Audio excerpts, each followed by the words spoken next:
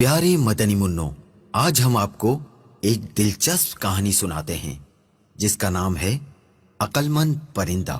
ایک دفعہ کا ذکر ہے کہ کسی گاؤں میں ایک شکاری رہتا تھا اور وہ روز شکار کر کے اپنے اور اپنے بچوں کا پیٹ پالتا۔ ایک مرتبہ ایسا ہوا کہ شکاری جب شکار کرنے جنگل کی طرف گیا تو اسے آسمان میں ایک بہت ہی خوبصورت اور نایاب چڑیا اڑتی نظر آئی۔ چڑیا کو دیکھتے ہی شکاری کے منہ میں پانی آ گیا اور وہ سوچنے لگا کہ اگر کسی طرح یہ نایاب چڑیا میرے ہاتھ لگ جائے تو اس کو بازار میں مہنگے داموں بیچ کر خوب پیسے کماؤں گا۔ یہ سوچتے ہی شکاری نے بڑی چالاکی اور ہوشیاری سے شکار کے لیے جب اپنا جال بچھایا تو اس میں وہ خوبصورت چڑیا پھنس گئی۔ چڑیا کو جال میں دیکھ کر شکاری اپنی اس کامیابی پر بہت خوش ہوا اور دل ہی دل میں اس چڑیا کو فروخت کرنے کے منصوبے بنانے لگا۔ چڑیا جال سے باہر نکلنے کے لیے خوب پھڑپھڑانے لگی، لیکن جب چڑیا کی ساری کوششیں ناکام ہو گئیں اور اسے جال سے آزاد ہونے کی کوئی صورت نظر نہ آئی تو اس نے مایوس ہونے کے بجائے بڑے اطمینان سے شکاری کی طرف دیکھا اور کہنے لگی، اے عقل مند اور بھلے انسان، ذرا میری بات تو سنو۔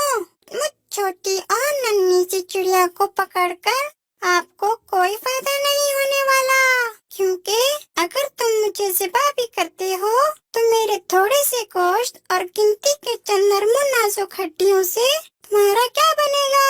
اور اگر تم مجھے بازار میں فروخت بھی کرتے ہو تو تمہیں کتنا مال ملے گا؟ لیکن اگر تم میری بات مانو اور مجھے اس قید سے آزاد کر دو، میں تمہیں اس کے بدلے 3 ایسی قیمتی اور انمول نصیحتیں کروں گی جو ہمیشہ تمہارے کام آئیں گی۔ ان میں سے پہلی نصیحت تو میں تمہارے ہاتھ پر بیٹھ کر کروں گی، اور وہ نصیحت ایسی ہوگی جسے سن کر تمہارا خون خوشی سے اور بڑھ جائے گا۔ اور دوسری نصیحت دیوار پر بیٹھ کے کروں گی جو بہت ہی اعلیٰ اور کارآمد ہوگی۔ اس کے بعد تیسری اور آخری نصیحت درخت کی شاخ پر بیٹھ کر کروں گی، اس لیے اب تمہاری عقل مندی کا یہی تقاضا ہے کہ تم مجھے آزاد کر دو اور میری ان تینوں نصیحتوں پر عمل کر کے دنیا میں بڑا نام کماؤ۔ شکاری نے چڑیا کی یہ پیشکش سن کر تھوڑی دیر سوچنے اور غور کرنے کے بعد اس کی بات مانتے ہوئے جال کی رسی کھول دی۔ رسی کھلتے ہی چڑیا اڑ کر شکاری کے ہاتھ پر آ بیٹھی۔ پہلی نصیحت کرتے ہوئے کہنے لگی، کسی بھی ناممکن بات پر کبھی یقین نہ کرنا، چاہے کوئی بھی کہے۔ یہ کہہ کر چڑیا اپنے وعدے کے مطابق پھر سے اڑی اور دیوار پر جا بیٹھی۔ وہیں سے دوسری نصیحت کرنے لگی، گزری ہوئی کسی بھی بات کا غم کبھی نہ کرنا۔ میرے اس چھوٹے سے وجود میں 10 درہم کا ایک ایسا قیمتی موتی ہے جس کی مثال پوری دنیا میں کہیں نہیں، اور اس مہنگے موتی کو پا کر تم اور تمہارے گھر والے خوب عیش و عشرت سے زندگی گزار سکتے تھے، مگر تمہاری قسمت پر افسوس، تم نے مجھے آزاد کر کے یہ بے مثال موتی اپنے ہاتھوں سے کھو دیا۔ اتنا سننا ہی تھا کہ شکاری زور زور سے اس طرح رونے اور چلانے لگا جیسے اس کا کوئی اپنا قریبی رشتہ دار مر گیا ہو۔ روتے روتے بار بار ٹھنڈی آہیں بھرتا اور کہتا، ہائے ہائے، میں تو لٹ گیا، برباد ہو گیا۔ ارے مجھ بے وقوف نے یہ کیا کر دیا، ہاتھ آئے خزانے کو کھو دیا، ایسی نادر چڑیا کو کیوں آزاد کر دیا۔ شکاری جب خوب رو دھو چکا تب چڑیا نے اسے مخاطب کرتے ہوئے کہا، ارے بے وقوف اور احمق شکاری، میں نے پہلے ہی تمہیں نصیحتیں کر دی تھی کہ گزری ہوئی بات کا غم نہ کرنا۔ جب یہ بات ہو ہی گئی تھی تو افسوس سے ہاتھ ملنا کس کام کا؟ اور ہاں، یہ نادان شکاری، تم نے میری پہلی نصیحت بھی تو غور سے نہیں سنی۔ کہا تھا نا کہ کسی بھی ناممکن بات کا ہرگز یقین نہیں کرنا چاہیے، خواہ وہ کیسی ہی کیوں نہ ہو۔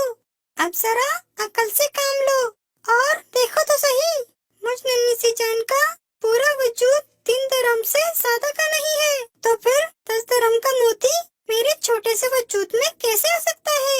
بے شک کہتی تو تم ٹھیک ہی ہو، اے ننھی منی سی چڑیا، وہ تیسری نصیحت تو بتاتی جاؤ۔ ارے بھائی، تم نے میری پہلی 2 نصیحتوں پر کون سا عمل کر لیا جو مجھ سے تیسری نصیحت بھی سننا چاہتے ہو؟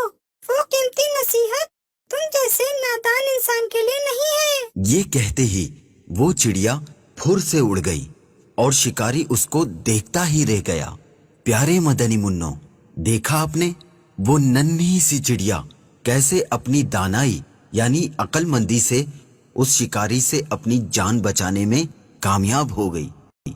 اس کہانی سے ہمیں یہ سبق ملا کہ عقل مندی اللہ عز و جل کا بہت بڑا انعام ہے، اسے وقت پر استعمال کرنا فائدہ مند رہتا ہے، اور کسی احمق اور بے وقوف کو نصیحت کرنا ایسا ہے جیسے بنجر یعنی بیکار زمین میں بیج ڈالنا۔ حکمت و دانائی۔ حضرت سیدنا ابو ہریرہ رضی اللہ تعالی عنہ سے روایت ہے کہ شہنشاہ مدینہ قرار قلب و سینہ صاحب معطر پسینہ فیض گنجینہ صلی اللہ تعالی علیہ وآلہ وسلم نے ارشاد فرمایا کہ حکمت مومن کا گمشدہ خزانہ ہے، لہذا مومن اسے جہاں پائے وہیں اس کا زیادہ حقدار ہے۔